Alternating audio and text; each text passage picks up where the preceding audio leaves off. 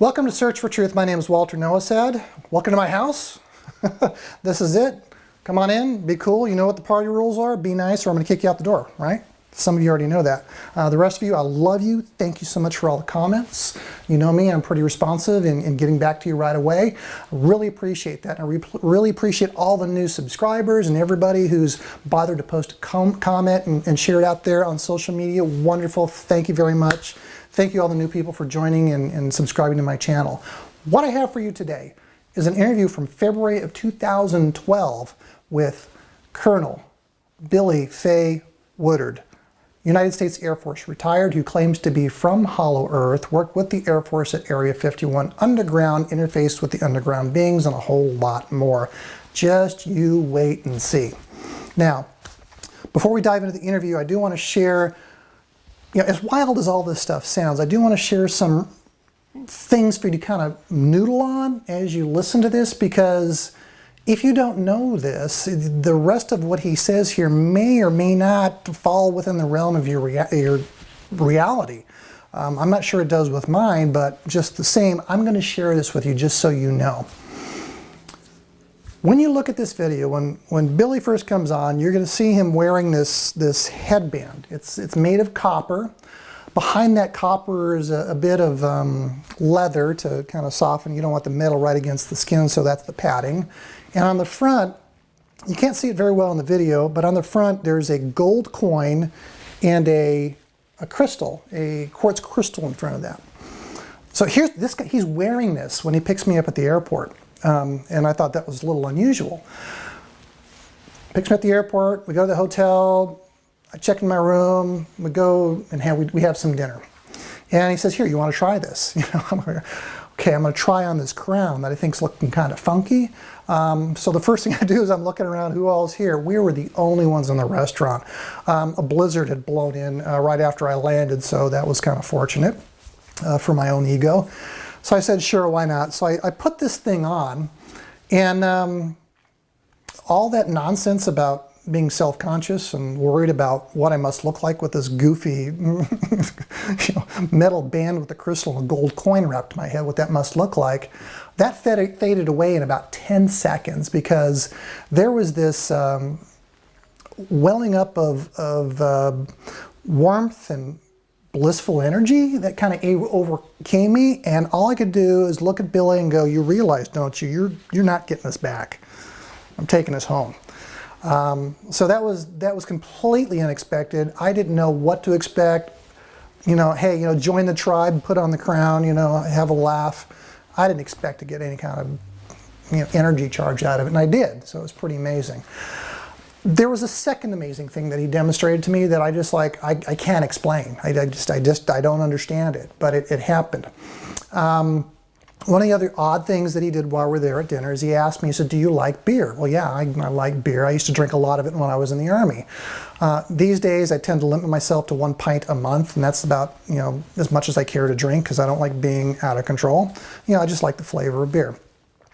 He says, well, order one. So I did. I ordered a Newcastle brown ale, which I really liked the flavor of, and dutifully the waiter delivered that, and I looked at Billy, okay, what next? He goes, taste it. Okay. It's like, well, I'm like, it tastes like ale. Of course it tastes like ale. He says, okay. The next thing he does is he creates this thing with his hand. He creates like a vortex, and he's just got like his fingers together like this, his middle finger and his index finger touching his thumb like that, and then the index finger and the ring finger and the pinky kind of going out, creating what he calls a vortex. And his wrist was kind of bent like that, and then he put that on one side of the glass, and he put his palm on the other, and he just sat there for maybe 20 seconds. He said, okay, now taste it. Okay. So I tasted it, and I drank it, and I drank it some more, and I downed that whole pint. It tasted like Newcastle flavored water. If I down a pint of ale, I'm going to get a little tipsy, and I didn't. And that was most unusual and also unexpected. The guy ruined my beer. Okay, he ruined my beer buzz. Anyhow, those two things: the goofy crown and the funky hand thing and the Newcastle flavored water. Very strange indeed. I have no explanation for it other than what he says. He says we all have this capability and this power of telling our food what our body needs, and just by doing this, and he was there for like 20 seconds, the food tastes better, the drink tastes better, your body receives what it needs. That's his claim. Anyhow, let me tell you what else you're going to see in this. This video is also a recovery from a hard drive crash. I lost all the original footage of this interview, and the only thing that had survived was a test DVD I was playing with on editing.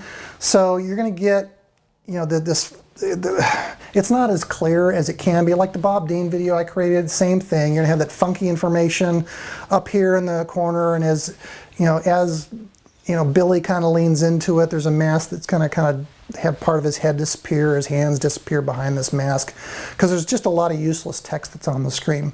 And then I've gone ahead on this one and have just left the time code down here. It doesn't matter. There's another little funky thing that happens on the 5th chunk of the segment. It goes from, like, letterbox down to standard def. I don't know why, but then it jumps back again in later segments. So that's all the hinkiness that's going to happen with it. Just the same, you can hear it perfectly well. You can see the guy fine. It works. This video is going to cover all kinds of weird ground. This will be part 1 of maybe a 2 or 3 part video, because it's like I have about 3 hours of footage.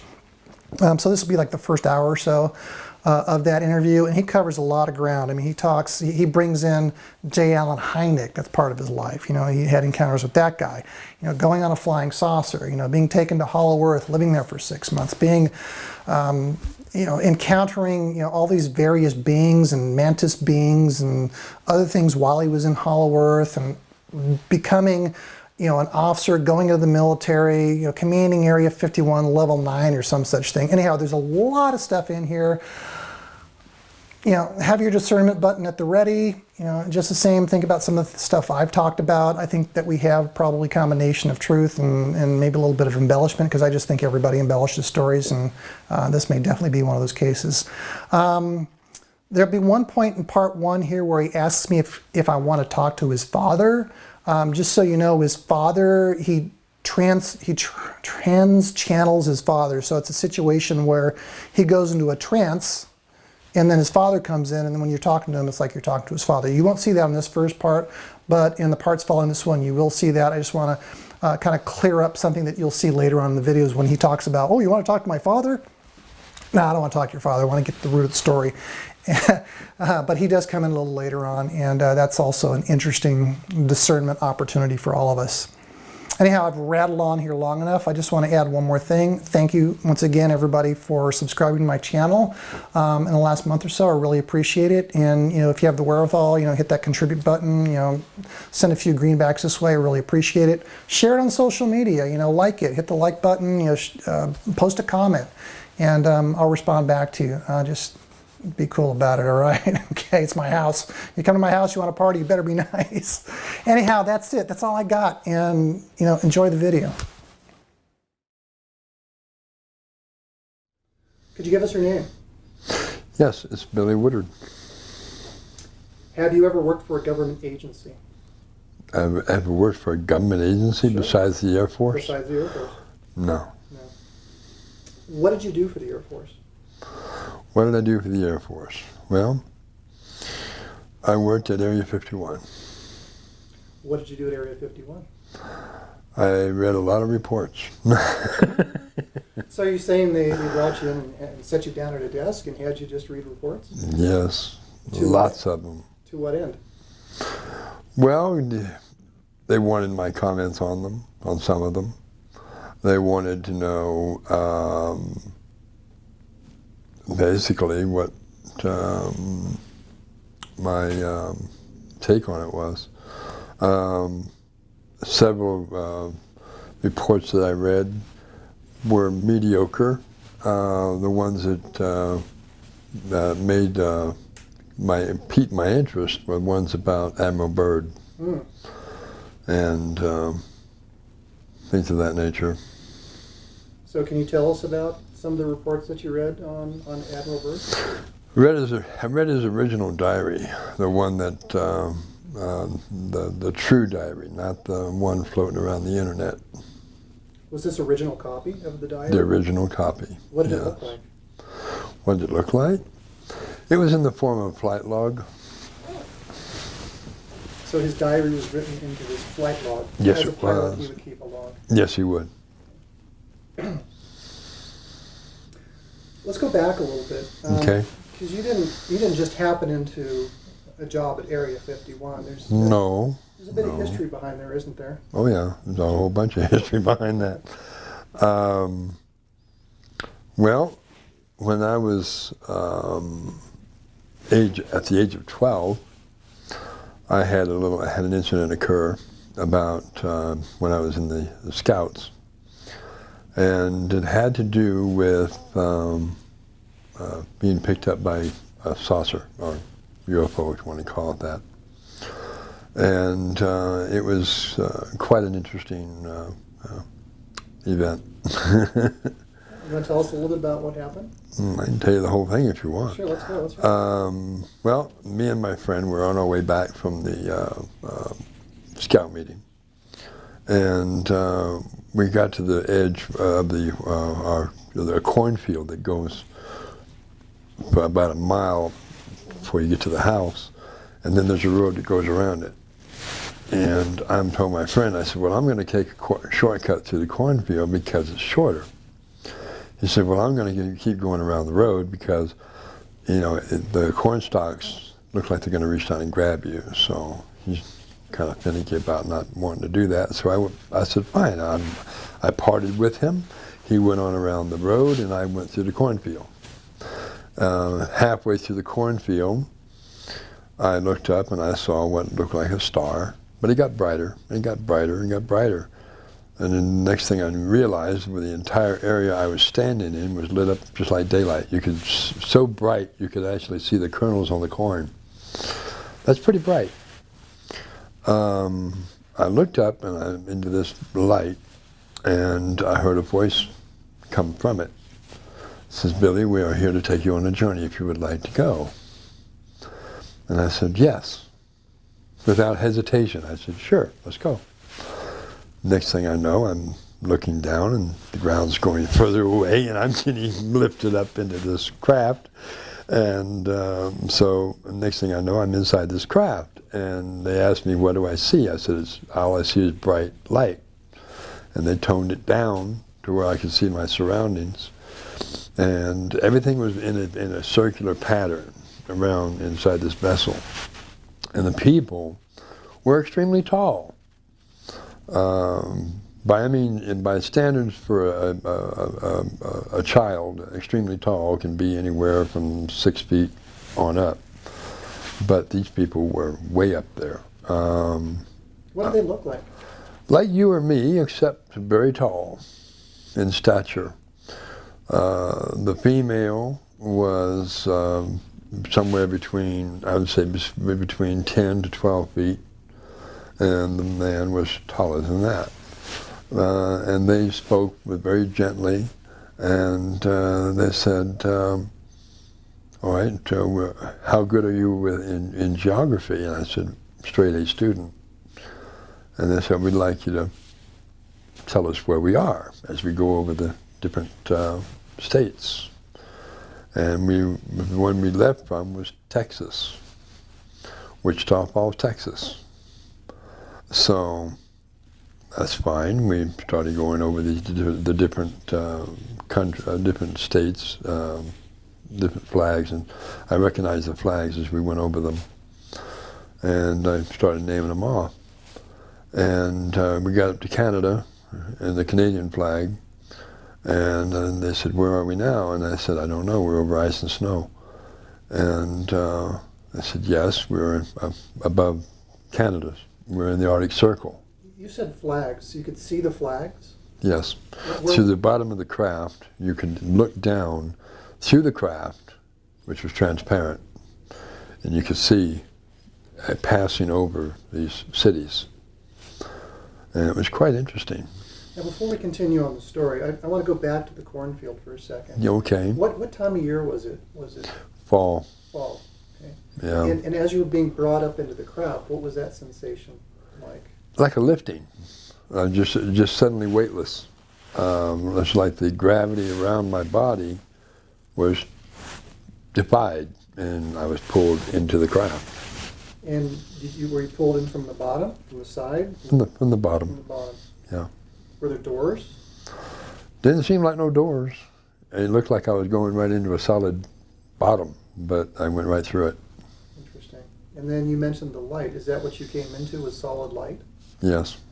The bright white light, they asked you, What did I see? And I said, nothing but bright light. and then they toned it down. Okay, thank you. And then they turned it down. Okay. So the flags that you saw as you were flying over the States, what was your altitude? Very low. So you weren't that high at all. No, we weren't high at all. Was this daytime? It was nighttime. At the night. It was night. So where were these flags? They were, well, on the buildings that we passed over. We passed over from Texas, passed over through Oklahoma, the Oklahoma flag, and then they went up from there to the state above Oklahoma.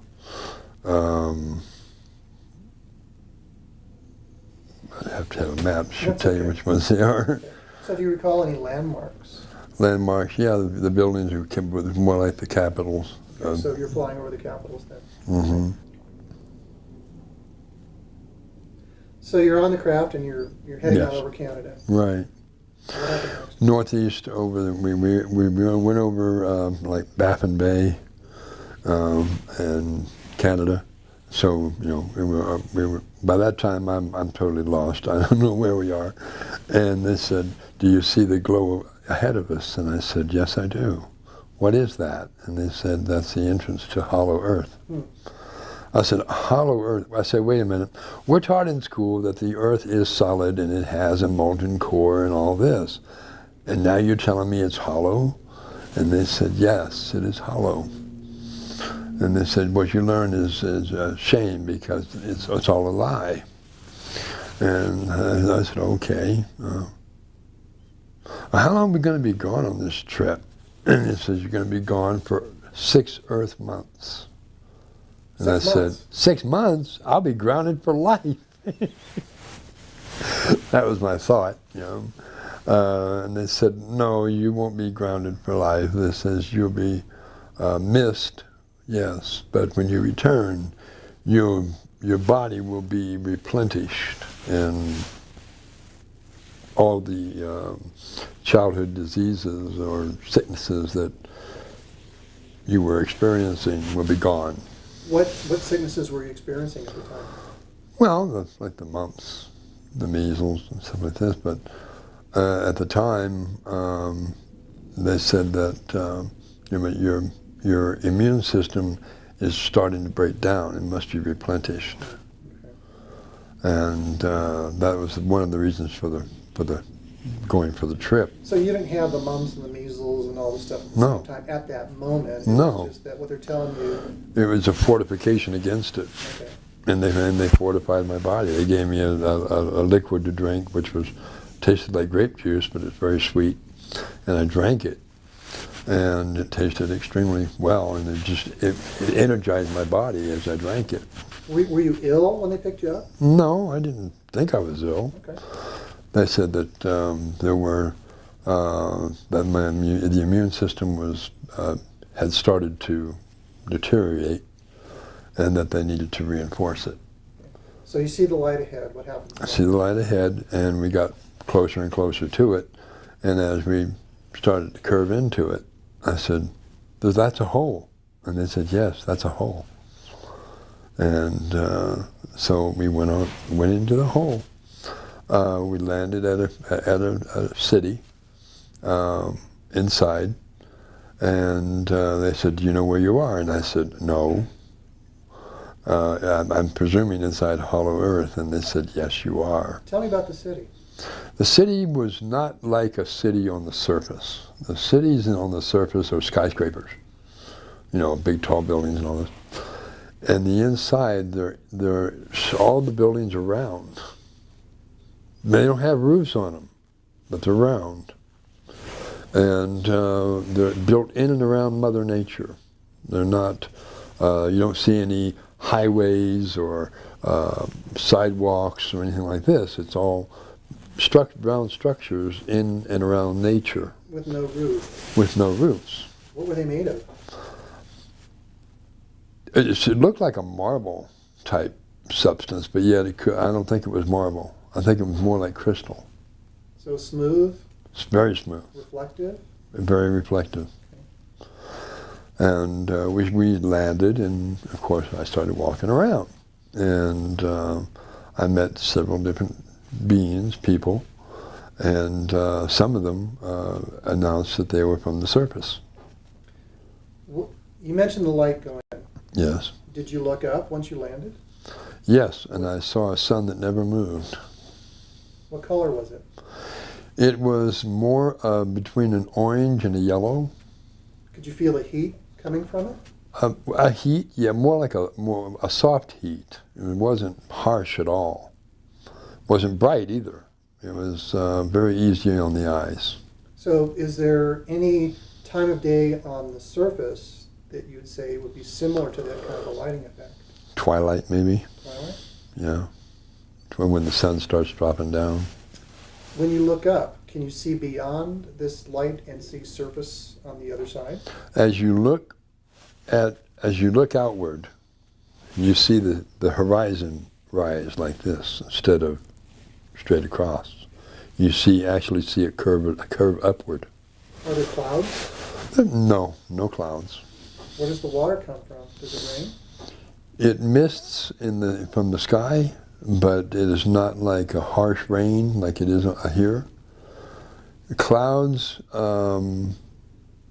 up here are very thick, and in essence, do they have? Sometimes they have a cloud once in a while in the sky, but it's more of a very like a translucent, looking through it.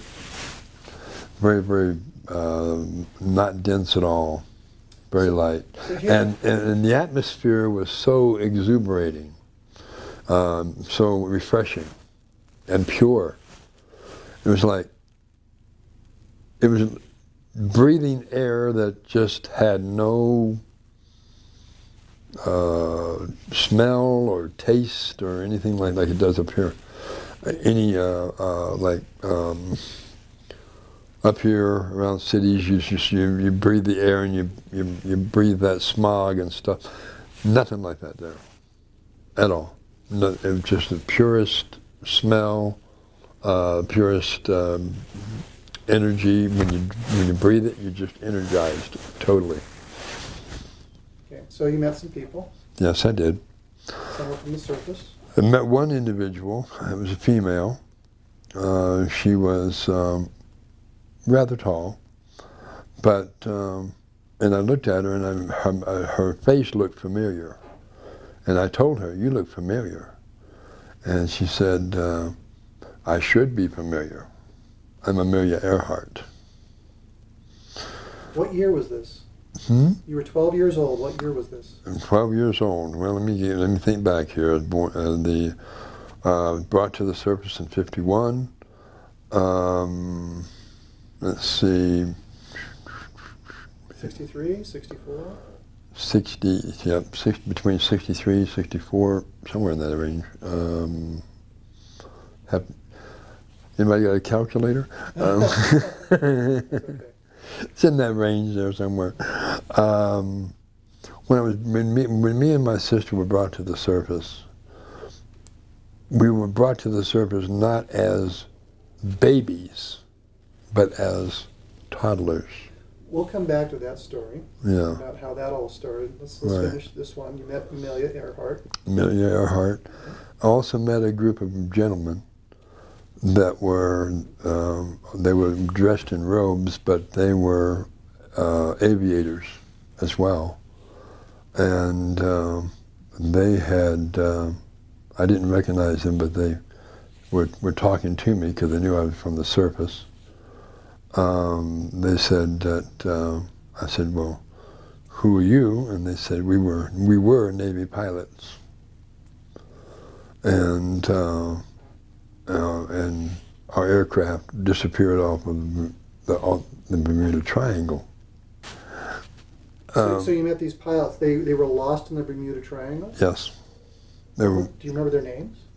Their names? No, I remember their flight they were talking about, Flight 19, off of Muscle Shoals, Florida. That was Flight 19. Do you know what year Flight 19 got lost? It was back in 47 or 45 or 47, I'm not quite sure So it was exactly. probably 1964. Yeah. Were they looking like some really old guys? No, very young. So are you saying when you go into the Hollow Earth, You don't age. you don't age? There is no age. It's not like, well, see, time is an illusion. Even up here it's an illusion. But people still go by it. But it's really, down there, it's like, how do you explain it? Is everyone looks young. You know, they don't look old. You don't see people walking around with white hair and white beards. They're all very, very young looking. Do you think you suppose it's because of the place itself, or is it because of the people? I think it's because of a little bit of both. A little bit because of the place and because of the people. The place is indigenous to immortality or to longevity. Everything I saw down there was huge in size. I mean, even insects flying through the air were huge. They weren't small little insects. They were quite large. So do the mosquitoes? Dragonflies come flying by about 6 foot across. Didn't see any mosquitoes, no. I was going to ask. Are the mosquitoes have feathers, and do they carry you away? No, no. Mosquitoes with feathers? I don't think so, no. Well, you know, there's that saying, the mosquitoes are so big down there that they'll carry you off. Anyhow. No, okay. Sounds good. The creatures were large. The insects were large. The people were large. I looked up and I saw a flying pterodactyl. And of course, that just didn't register too well. And I said, "Wait, that's a pterodactyl." And they said, "Yes, it is." And I said, "Oh, okay." So I saw dinosaurs. Which ones did you see? Well, I saw the pterodactyl in the air, and I saw a T-Rex walk by. And of course, T-Rex is a vegetarian. It's not a flesh-eating animal. Really, with all those teeth? That's for ripping and tearing plants, not ripping and tearing flesh. So wouldn't they be wild? I mean, it seems kind of a dangerous situation. It's not dangerous at all. Everybody down there speaks with telepathy. That's the norm. So what does that have to do with the dinosaurs not being dangerous? The dinosaurs speak with telepathy as well. So you're telling me that you can talk to the dinosaurs? Yes, you can. You can talk to the trees, you can talk to the dinosaurs, you can talk to plants, whatever, and you get a response. T-Rexes are kind of a big animal. Yeah, they are. Are there accidents? Does a T-Rex maybe accidentally kick an inhabitant or step on one, or No, they don't step on nobody. sit on one maybe? I've seen people sit on chihuahuas. You never know. Sit on a chihuahua? I saw somebody do it once accidentally. The chihuahua wasn't too thrilled with that, but you see what I'm saying? Yeah. With something that's small in relation to something so large, it's easy not to catch. Well, when they walk, they're very meticulous in where they walk. Okay. Okay, enough about the dinosaurs. Yes. So you saw a lot of very large things down here. A lot of very large. You met these pilots. Yes. Amelia Earhart. Yep. What happened next? Then they had me go into a room, actually a building, in one of the round buildings. They had me sit down in a chair, and this mist, bluish mist, came down over me, and I said, "What's this?" And they said, "You're being detoxified, decontaminated. All the impurities that are in your body are being taken out, and so your immune system will be fortified when you return home to the surface." And I said, "Well, I don't really want to go. I want to stay here." And they said, "Yes, we know you want to stay here, but you're not staying here." What was compelling you to want to stay there? Was it any? It just felt, it's the beauty of everything around you. I mean, everything is so not what it is on the surface. When you look out on the surface, what do you see? You see cars, you see planes flying over and causing, vapor trails behind them, and the sky's not clear, and the sky smells strange. You can actually taste the air here. It's just not there. All that's not there. It's all pure. Everything is pure, and everything's in harmony. I didn't hear any. I didn't hear any bad language while I was there. Nobody spoke as you would speak. It was all from communication, mind to mind. It was really, really wonderful feeling. So in that communication, mind to mind, are you hearing a voice in your head, or is it something different? It's more or less like a communication from their mind to my mind.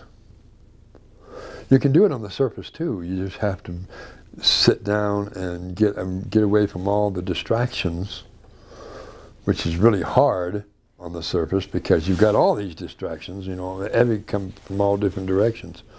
But if you were to get out with Mother Nature and just be quiet and turn your cell phones off and all these condiments that you like, devices, then you could communicate telepathically.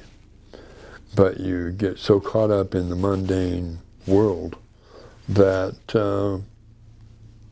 you lose sight of it. It's just like, it's too many distractions to really communicate up here through telepathy. It's easier to talk.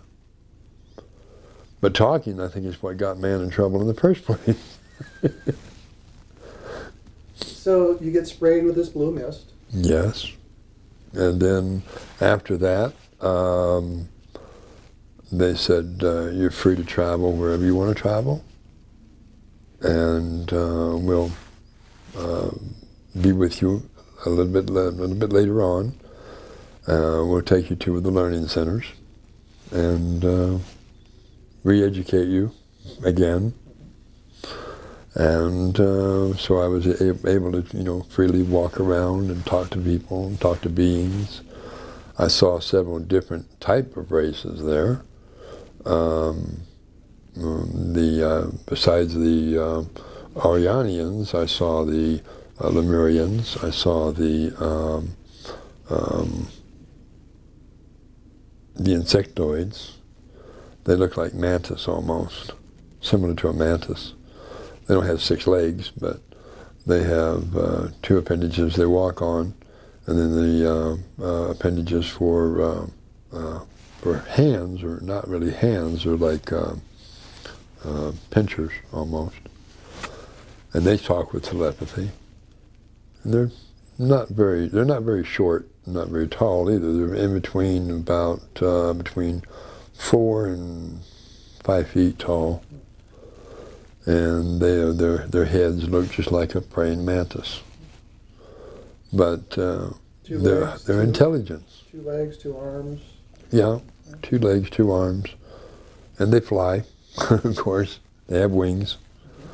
But they do communicate telepathically in English, and they know all languages. It's like when my father, sometimes when I channel my father at different times, when he is speaking to a big group of people, A lot of times there's people there that are not from America or not from, the local area, but yet they pick up on everything he's saying and they understand it. It's sort of like he's speaking English, but yet some people that are present from another foreign country that don't speak very good English, they hear the message in their own language. So it's like and he has that ability when he talks that people from another country can still understand him. So the telepathic communication sounds like you're hearing the words in your head Yes. in the English language. Yes. For somebody else listening to the same telepathic communication, It would they be would hear this. in their language. So it's like when they ask, well, what language do you speak under there? All language. Plain and simple. He speaks, they understand. No matter where they're from. So you got to the travel, you said? Yeah, I got to travel. How did you travel? Well, you don't walk around that much because they like to, they don't want to harm the Mother Earth at all. They fly around on these platforms that are above the ground, and so you get up and step on one, and it radiates with your vibration, and it actually talks to you by name. Billy, where would you like to go? What city would you like to go to? And It sounds like a taxi. kind of like a taxi, except free. So what are you standing on? You say it's above the ground. It's a platform. When you say what shape is it? Is it It's square? round. It's round. Yeah. It's like a frisbee, a big frisbee you stand on. You might call it a frisbee or a saucer-shaped craft. You don't sit inside of a bubble or anything like that. You sit on this stand on this platform, and it has a ring, another ring that once you step into it, this ring appears around you, around the entire disc, and you're basically inside this enclosure. And you think the direction you want to go, you go that way. Yeah, I would ask when you first described it, is there a possibility of falling off the thing? No, you cannot fall off it. Is the ring solid? Is there like a handhold? I mean, Well, when you step onto the platform, you have the ring that you're standing on, or the platform you're standing on, which is round, and then once you step onto it, then this other ring comes up from the main part up to about mid-waist area and just stays right there. It keeps you on the craft, and you can't fall off it. Then you can like a hand railing around. It's like a handrail almost. What holds the hand railing up? You say it comes It just comes up from the craft and hovers right there. There's nothing, no visible means of support. So can you pass your hand between the rail and the Yes, you can. underneath? If you wanted to jump from it, could you? I imagine you could, but why would you want to? I want to fully understand this transportation system. Yeah. So some people are pretty daring. Maybe they want to. There's some base jumpers out there that might want to take that. Oh, well, it doesn't. It's not that high above the ground. If they jump out, they're going to land on the ground. Yeah, could I bungee jump from it? I wouldn't think so. No. Something like that. That's about 6 foot off the ground. Why would you want to bungee jump of 6 foot? 6 feet. Okay. Well, I'm thinking maybe you want to go 1,000, 2,000 feet in the air. That could be a thrill. No, these are conveyances that keep you close to the ground. Okay, so we're talking about nature. It's close to the ground. I'm envisioning Right. the Jetsons. We're flying off and. Okay, yeah, I understand. But no, they're like little platforms. And then they also have these other devices that are more of like a scout craft, which is something you get inside of. Once you're inside it, it automatically calls you by name and asks where you wish to go. If you wish to go to another star system or another planet or whatever, it can take you there. So travel is not just within the sphere. No, Inside it's planet not. Earth, you can go anywhere. Everywhere. Oh. So these little scout craft. Yeah. Or they just park hither and there, and just if you need one, you can grab one? You just get on it and go. Are there parking areas for these little scout craft? Well, they're all hovering above the ground. How big are they? The little scout craft are anywhere from about 150 feet in diameter, which is not that small. It's not that big either. Sure. But it's a sports craft. It looks similar to the one that Bob Lazar spoke of. But my father's craft is a lot larger, about 10 times as large. And it's stationed above the in the vicinity of the North Polar opening.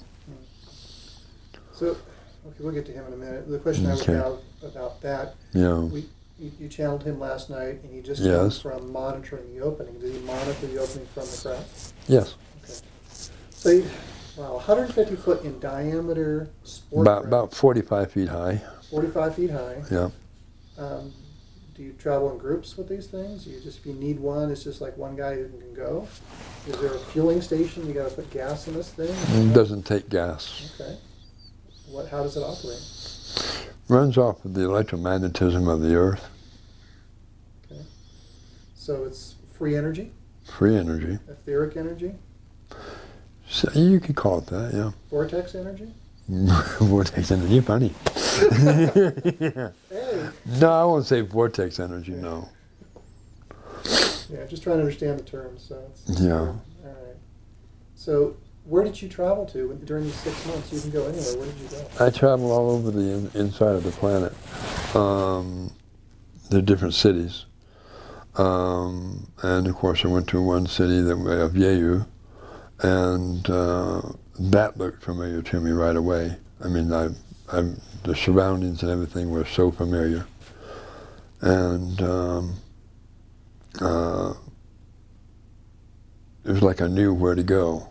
It was sort of like it was deja vu, if you will. Been there before. Yeah. Okay. So had you been there before? Yeah. Do you want to talk about the rest of your experience during the 6 months in Hollow Earth, or would you like to transition into your origins? Well, after the 6-month period was over, they approached me and they said, it's time for you to return back to the surface. And I said, okay, but do I have to go? He said, yes, you must return, because you have a mission. And of course, that was the first time I was told about a mission. So they returned me to the surface. Oh, can you tell us what the mission was? I didn't know at that moment. Ah, okay. Or at least I had no recollection of it at that time. But they brought me back to the surface. They dropped me off in the cornfield again. The same way that you arrived, weightless? Yeah, same way. Dropped me off in the cornfield, and I went walking on and jumped the fence over and started walking up to the house. This plainclothesman was standing there, and he goes, "Who are you?" And I said, "Billy." "Billy?" And I said, "Yes, Billy. I live here." I said, "Guys, call up a search. He's back." Everybody runs out to me, and they start asking me where I've been, and I'm going, "Scout meeting." My friend jumps the fence, runs over to me. He says, "That was 6 months ago." I go, "What?" He says, 6? I said, 6 months ago? No, not really, couldn't be. He goes, "Yeah, that was 6 months ago. Where you been?" I go, "I don't know." You couldn't remember that whole experience at the time after you came back? My memory was wiped. So when you were in the Hollow Earth, Yes. did it feel like you were there for 6 months? It didn't feel like any time at all. Okay. Because there's no time. Okay. You really can't. I mean, a period of existence had passed, but as far as time, it's a continuous day. So how can it be time? Make sense? Yes. I mean, think Yes about and no, I mean, it. Yes and no. Well, you're inside a planet where there's no night at all. It's a continuous day. So you really can't judge a time. do you sleep? Rest you can, yeah, you don't have to, but a lot of people do rest, but a lot of people don't. And it's, let's see, well, a day in a life in the hollow earth, that's an experience. Well, I rested because I was used to resting, but it was just like an inbred thing. You're automatically going to, lay down and rest. And the thing in the planet, you don't have beds like you do on the surface. This thing is round. It hovers above the floor, and it's soft. So you lay on it, and it's comfortable. And you rest, and then you get up and go about what you want to do. So getting back to meeting up with your friend, that was 6 months ago. You like Right. away because you had your mind wiped, as you said. Yeah. What happened after that? Well, they started asking me all kinds of questions, and they said, sit down in the chair here, we're going to give you a shot, sodium pentothal. So Who was giving you this sodium pentothal? the plainclothesmen that were at the house. What, they were ready? They had sodium, they were carrying sodium pentothal with them? Well, they opened up a briefcase, and they said, we would like to give you this shot that will help you to recollect where you've been. Doesn't that seem unusual for a plainclothesman to have sodium pentothal in a briefcase? Well, not just that. They also put me into hypnosis. They wanted to make sure that they were getting the full story. After I'd come out of the grogginess from it, they said, "Did you remember anything?" And I said, "No," because I wasn't about to tell them yes, but I had. Everything had been brought back. The sodium pentothal caused that? Caused it to, caused all the memory to come back, and of my trip and everything else. But I didn't say anything to them because I didn't want to be put under. I didn't want to be taken away from my home, and I knew that probably what would happen if I said yes. So I said no, and they played it back for me, and it was interesting because when I came out of the state that I was in, I was looking at them, and all their mouths were, just totally. What did they play back for you? They played back the tapes. Audio, video? Audio tapes, Audio yes. tapes. Audio tapes on a spool, like a recorder, reel-to-reel recorder, and they played all this back. And they said, "Do you recollect any of this?" And I said, "No." I was lying, of course. I knew everything, but it had all been brought back to me, and I just kept my mouth shut because I didn't want to be taken away from my home. But from that point on, I knew something was different, and they checked me over medically. Doctors checked me out, and they said, "We got a problem here, you guys." And what's the problem? This child has no bacteria in the body at all. None. And they said, "That's impossible." They said, "Well, it might be impossible, but that's the way it is." So, and they said, "Well," and then of course in my knapsack that I had on my back, they pulled out this container made of a metal they had never seen before. They opened it up and they asked me what it was, and I said grape juice, and they analyzed it. Is this the drink that they gave you on the craft? No, this was From they had given it to me on my return voyage. And they analyzed it, and they said it was the purest grape juice they'd ever seen in anywhere. but there was no way to rate it as being grape juice. It tasted like grape juice, but it was too pure. They said, "Where did it come from?" And I said, "Wherever I went." And so they analyzed it, and they tried to analyze the container it was in, and they said, "There's no metal like this anywhere on Earth." So he definitely went somewhere, you know. So the recording is factual. The recording is real. He's not making it up. He went somewhere, obviously. They said whether it was into a planet, into a spaceship, or what, he went somewhere. We know that, but we don't know because we can't analyze this metal. And they tried cutting it, it wouldn't cut.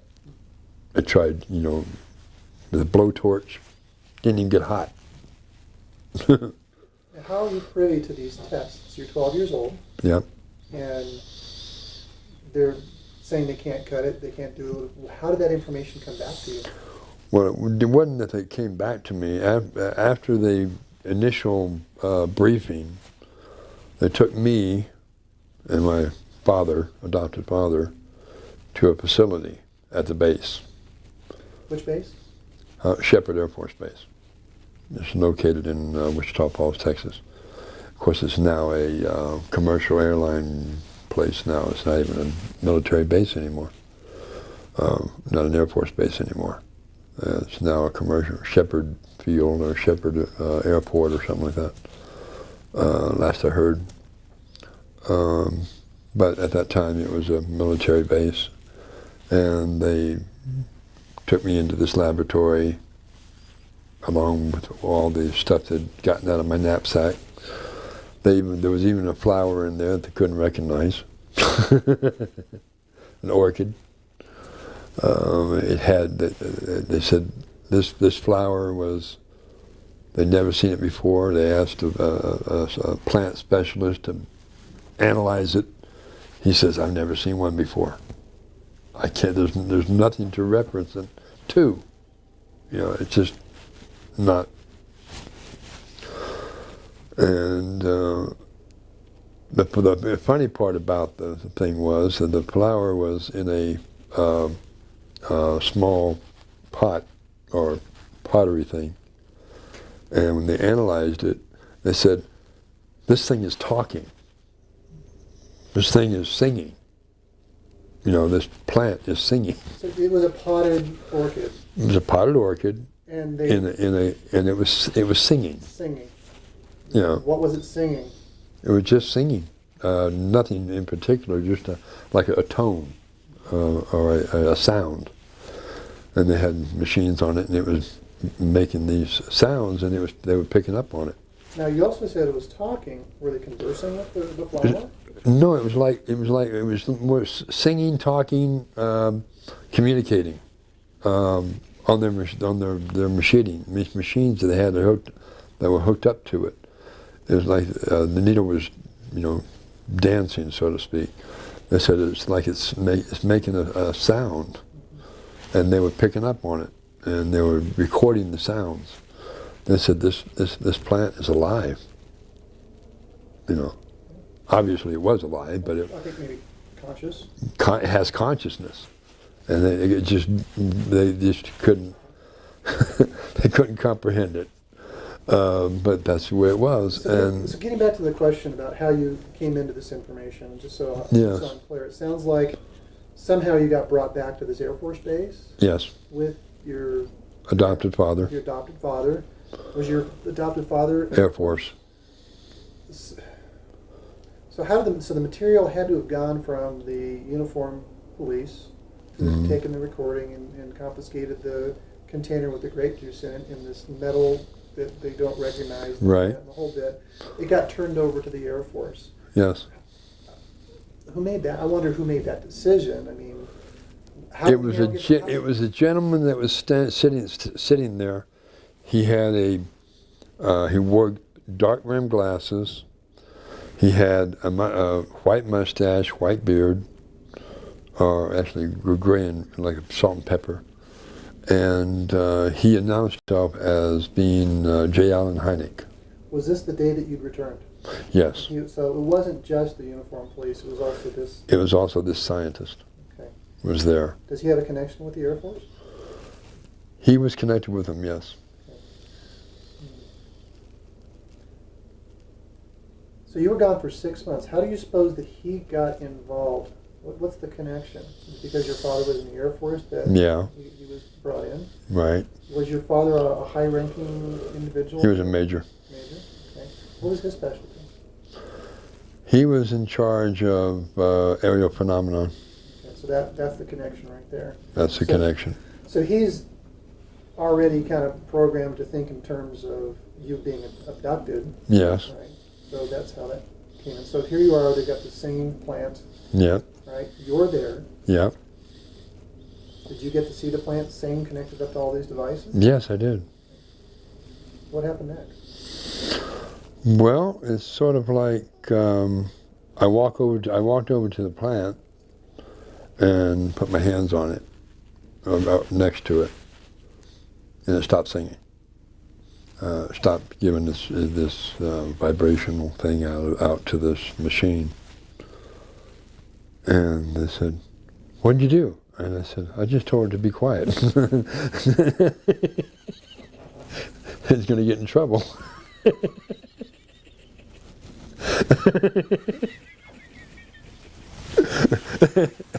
And it went silent. How long did it stay silent? Did it start singing again? It stayed silent for the rest of the time that I was there in the laboratory. What was the response from the people in the lab? They said, "What do you mean you told her to be quiet?" Were they happy? Were they sad? They weren't happy about it. They weren't happy about it. It was just sort of like I turned a switch off on this plant. Well, that, and you also kind of showed your hand too. Yeah. What you can do. Yeah, A little bit. And I had to be real careful at what I did, but I realized I knew then that I was different, and my adopted father then realized I was different. But he was saying that why you told us that you didn't remember, but yet you told this plant to be quiet. There must be something there, you know. How can you tell a plant to be? How could you tell this plant to be quiet? How did you do that? So this is your father talking? Yeah, my adopted father said, "How did you do that?" At the base, later on? Right there in the laboratory. And I said, "I just sent a message to it." You know, he said, "Well, you didn't say anything." And I said, "No, I didn't say anything. I thought it." And it responded.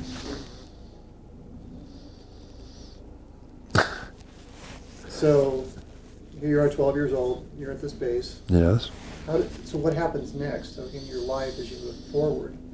What happens next? Well, at that time, I my sister had already returned home, so that's past. Okay, so where's home for your sister? Hollowworth. How did she return home? She sent out a message, a telepathic message, that she was in danger. And I told her to send a telepathic message home. Why was she in danger? She had been sold to another Air Force family. Sold. How does that work? Well, how does that work? Well, I don't know how that works. I myself, I really don't know how that works. It was my adopted father told us that he couldn't afford to keep both of us, and that one of us had to go. So it was both you and your sister were adopted at the same time? At the same time. Adopted parents? Yes. And your father sold your sister to another Air Force family not to be that were crass, well off. not to be crass, but what do you know what he asked? What kind of money he got for that? $1 million. $1 million. Mm-hmm. Okay, so your sister sold this other Air Force. How soon after being sold to this other Air Force family was she rescued or picked up or taken? When she turned the age of 9, we were twins, so we were the same age. But you were 12 when you got picked up and all this stuff happened. Mm-hmm. So But before that was when she went home. Okay. So we're talking Prior to that, yes. so after the lab experience. Yes. You mentioned about your sister being sold.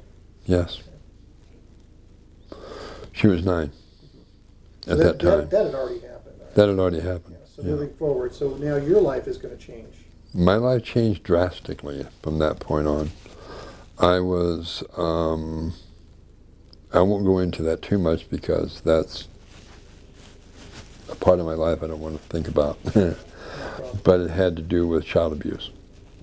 So I didn't want to get into that. I won't go into that. Okay, that's fine. But, so, anyway, want to talk to my dad? No, let's go back to origins. Origins. Well, we were talking about mission before. We wanted to get to, because you said you didn't know what your mission was. What? You Right. couldn't remember at the time. Right. Do you want to talk about what your mission is now, or do you want to talk about your My mission, even at that time, my mission was, but of course I didn't realize it.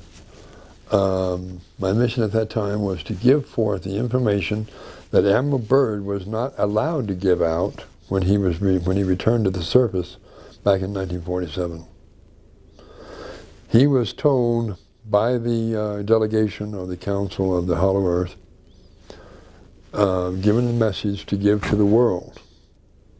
And he and when he returned back to Washington, they interviewed him with top security forces, and they ordered him to remain silent on all that he had seen and heard on behalf of humanity. And he said, this is crazy. This message is for the world. It's not just for us. And they said, well, we'll see to it that you can't. And they locked him away. Did they? They locked him away for a couple years. And then upon his release and being told that he will not talk about this to anyone, not even his immediate family, he was released from the military. Now, you are a retired Air Force colonel. Yes. Age 12, your mission, you know what you need to do. Can you take us from age 12, what transpired, career-wise? How did you work yourself into position where you To be at Area 51? got your commission? How did you get into that whole area? How did you come to work for Area 51? Well, Admiral Byrd's flight logs. okay, well, first off, I was born both, how do I put this? You know what the term hermaphrodite is? Yes. I was born both female and male in one body. And my adopted father was, I'll go into a little bit, I won't go into the nitty-gritty of it, but he was a pervert, pedophile. And he would use me as a sex doll from age 6 to 10. So that's the part that I don't want to go into detail with. Sure. But it was his influence that got me stationed at the Pentagon after I went into the service. I graduated high school at age 12. And that was, I think it was more of a fluke that I graduated, because at that time, when I was in school, back then they didn't have what they have today. They didn't have algebra. They didn't have trigonometry or physics or anything like this. It was adding, subtraction, multiplication, and division. That's it, as far as mathematics. And then you have your English and spelling and all this other stuff. So it really wasn't as complicated as it is today. So high school was basically easy for you. Yeah, back then, at age 12. at age 12, it was easy, you know. And I knew all the answers. It's like I saw these papers were put down on a desk in front of me. I had went to my adopted brother's school, and I was waiting for him to finish his class so we could go home. And he was taking his final exams, and I sat down on this desk in the back of the room. This kid walks over and drops these papers on my desk and goes on about his business. And I looked at him, and I knew all the answers, so I answered all the questions. And come to find out, I had maxed the test. So at the graduation ceremony for my adopted brother, I'm sitting in the audience along with everybody else, and my brother comes down and says, "They want to talk to you." And I said, "Why?" He said, "Because they want to talk to you. You should come with me." Okay.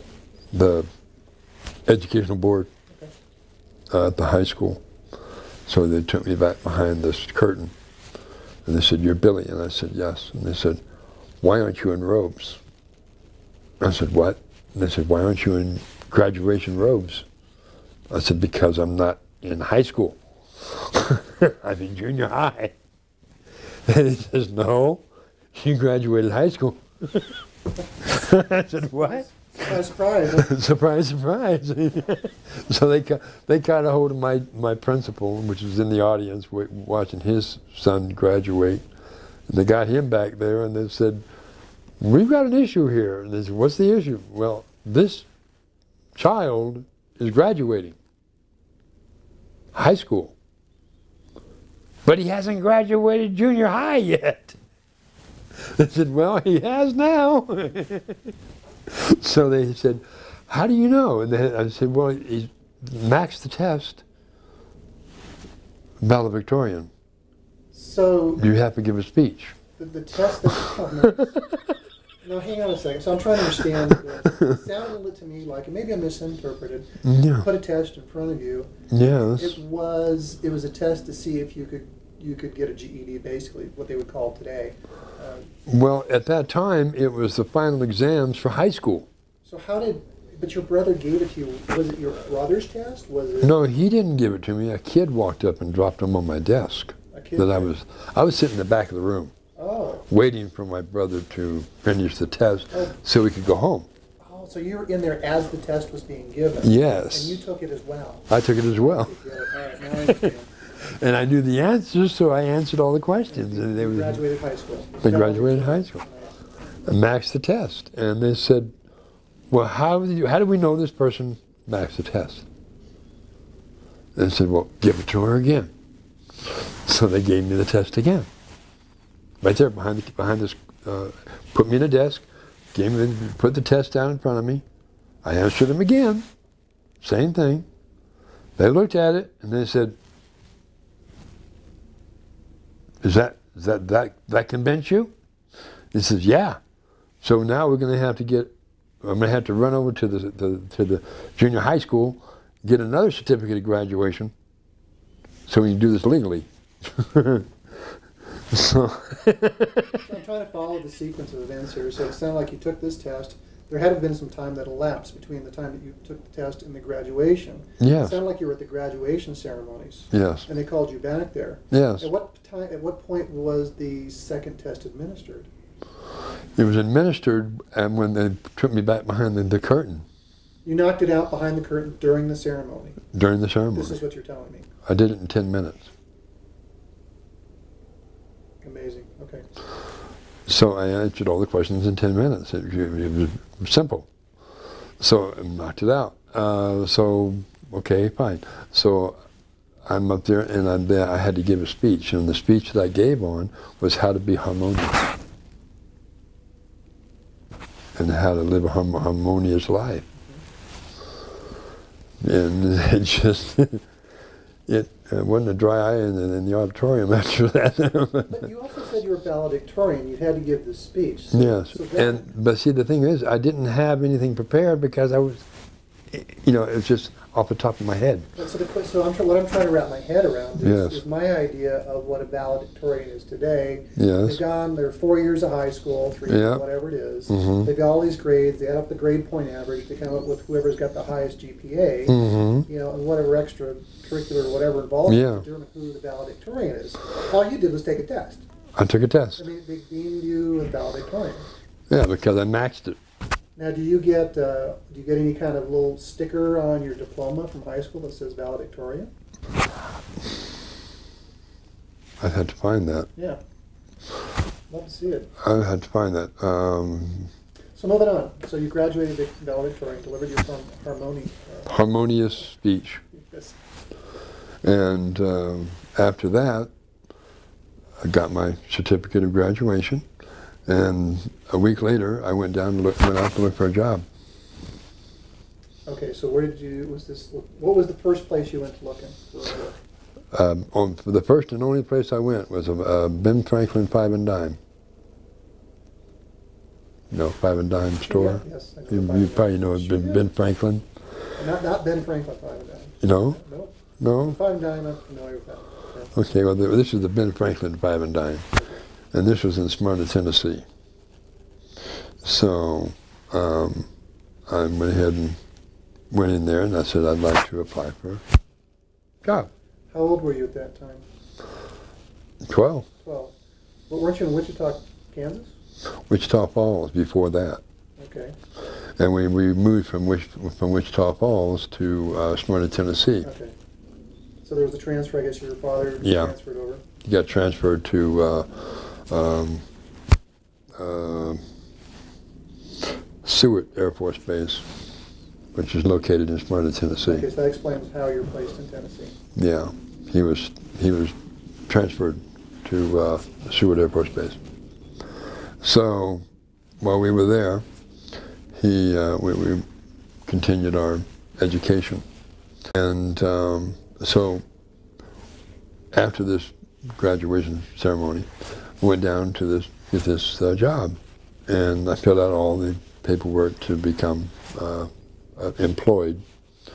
I left out the part about the age, just went ahead and filled everything else in, and the manager of the 5 and Dime store, he says, oh, you didn't fill in your age here, you need to fill that in. So I reluctantly filled it in, and he looked at the age and he goes, 12? 12? You can't be 12. And I said, yeah, I'm 12. But you don't look 12. You look, adult. I said, I'm 12. So were you tall for a 12 years old? Yeah, 5'7". Okay. 5'7", and very shapely at that time.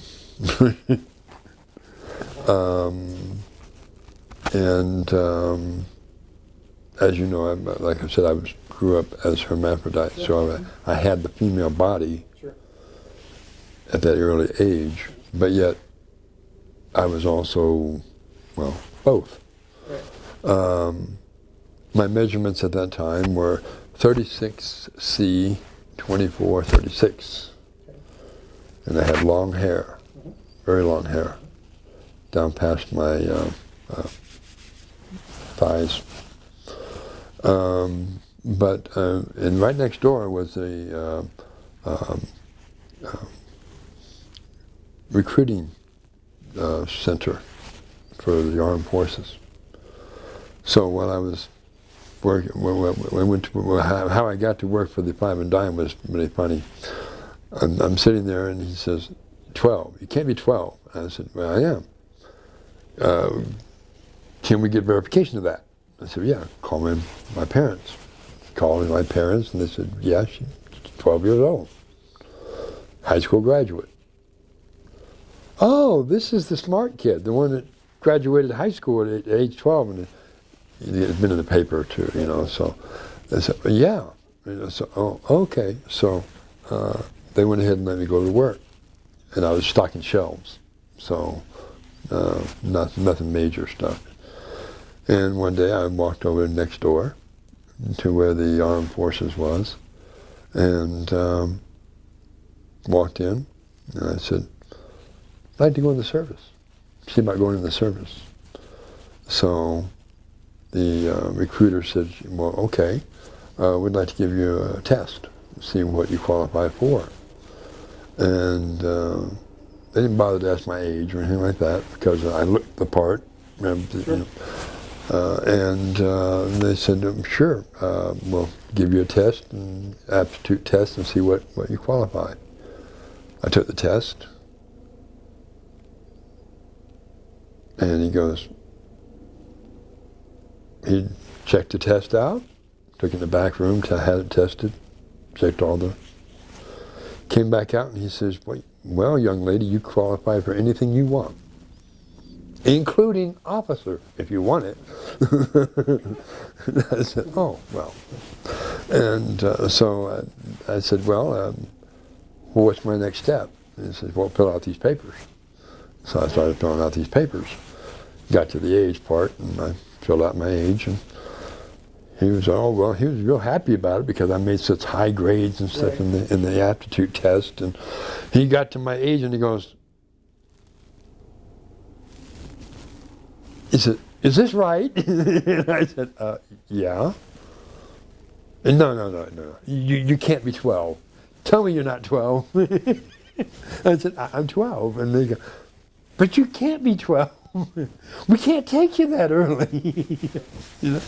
And I said, well, I'm sorry, but that's my age, you know. And I got to talk to your parents. So I called my parents up, and they came down. I said, yes, she's 12 years old, high school graduate. And he goes, oh my God. So all the different services were there, and they wouldn't touch me because of my age. You know, the Army wouldn't touch me, the Marines wouldn't touch me, the Navy wouldn't touch me. The Air Force said, wait a minute, you're too intelligent to just pass you by. You know, we got to check this out. You know, we got to be a way to do this. So they contact Washington, and Washington sent a representative down, talked to me, and checked out my scores, and they said, we've got to have this person. You know? And so they said, well, would you consider going in at a later time and make an agreement that you'll go only into the Air Force? And I said, yeah. So they said, okay, we'll wait a couple years and we'll take you then. And with the explicit permission of the parents. So that's what happened. So how old were you when you went in? I went in at, let me think,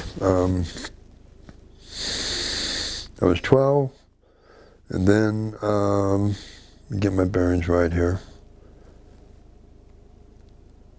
between 15 and 16. Okay. I did it again, I'm sorry. So between 15 and 16, which is exceptional, actually. It is very exceptional. So what kind of job did they give you in the Air Force? Well, see, when I was in the junior high, I was in ROTC. Okay. I went into ROTC, and I accelerated in that as well. I got up to be in the rank of lieutenant in the ROTC. So I had that behind me, and then I went into basic training at Lackland Air Force Base in San Antonio, Texas. When I got there, the drill sergeant, female, she said, okay, where's this whiz kid? So they pointed at me. She said, okay, you come with me. So I went with her. She said, okay, you're going to stay in my billets, my cubicle. I don't want any problems. And because she knew I was transgender. You know, knew I was both sexes. So she goes, I said, well, what's the problem? She says, I don't want any of these girls coming up pregnant. Because they knew, you know, she knew I was. Sure. Oh, gotcha. All right. That had the penis. Right. And so I said, okay, fine. You know, I'll stay in your cubicle. And we did for the first 4 weeks of training. After that, the girls were wondering why I was not being with them, you know, sleeping in the same barracks and all that with them. And they questioned the drill sergeant. And they said, because this person is different. This person is transgender, hermaphrodite. And they said, well, we don't got no problem with that, you know. They said, as long as there's no problems, fine. But I don't want nobody coming up pregnant, you know. And so I said, well, it's not going to happen, you know. So the last 4 weeks of training, I was with the girls, just one of the girls. At the end of graduation, at the graduation, I was sent to OTS, which is Officers Training Candidate School Air Force. You have OCS in OCS is Army. Yes, so OTS is the Air Force. So I went into OTS. Strange that I didn't have 4 years of college, you know, to go into it. Okay, but yet I'm still advanced, way it's advanced. It's not required though. You don't need to have that college degree to go into, at least in the Army, the OCS. OTS either, but you have to have some schooling, you know, some college, but not in this case, because of my high grades on the aptitude tests that I had taken. I had qualified for everything, including officer. Okay, so you went through the basic, and then you went to OTS. Yes. Which was like 90 days typically? No, it was more than that. More like 8 weeks. 8 weeks, okay. Yeah, 8 weeks of training. Okay. So I think OCS is 8 weeks too, if I'm not mistaken, isn't it? I thought it was like 90 days. We have this phrase, No. 90-day wonders, they would call them. Oh yeah, 90-day wonders. Nowadays it's 90-day wonders. Back then it was a lot longer than that. It was like 8 weeks. Yeah, sure. They've got the ROTC in college these days. You go. That's 4 years. Yeah. You get a degree when you're done. And you Right. finish. Right. So at the end of my training, of course the drill sergeants that are in there too had to salute you at the end because you're an officer. Sure. But getting back to the 90 days, that's 3 months. You mentioned 8 weeks. That's 2 months. 8 weeks? Yeah, you're right. Yeah. It is. Well, that's 2 months. But back then, but like I said, it was different than what it is now. Okay. So we went ahead and went through this training. And they said, do you know where you're going? I'm going to Hawaii. I signed up for it. You know, I got a guarantee letter saying I'm going to Hawaii. Watch the mic. Right. Guaranteed letter, I'm going to go to Hawaii. No, you're going to the Pentagon. And I said, I don't want to go to the Pentagon. I want to go to Hawaii. And they said, well, that's where they're going to send you. That's where they want you. That's where you're going. I said, oh, wonderful. So I end up in Washington. Now, are you cognizant of your mission at this time? Huh? Are you aware of what your mission is? In the back of my mind, yes. Yeah, but not conscious kind of. Well, I didn't feel it was right to go on it yet. Mm-hmm. In the back of my mind, I was going, wait a minute, it's not the right time. Not the right time for it. At that time, I knew that the world wasn't ready for it, for that information.